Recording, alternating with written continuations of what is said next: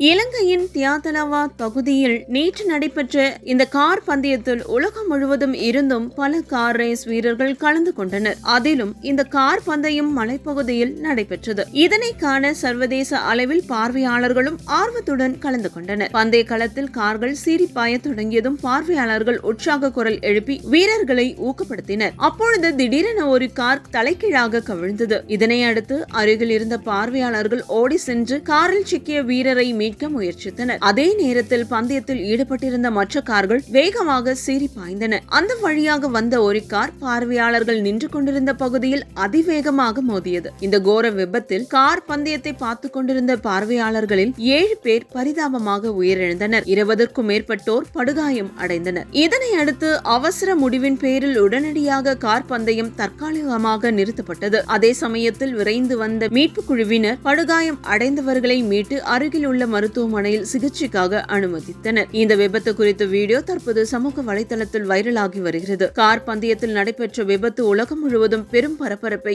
அதிர்ச்சியும் ஏற்படுத்தியுள்ளது. மேலும் இது போன்ற புதிய அப்டேட்ஸுக்கு தமிழ் பத்திரிகா சேனலை சப்ஸ்கிரைப் பண்ணுங்க, லைக் பண்ணுங்க, ஷேர் பண்ணுங்க. அப்படியே பக்கத்தில் இருக்க பெல் ஐகானை கிளிக் பண்ணுங்க. இது உங்கள் தமிழ் பத்திரிகா சேனல்.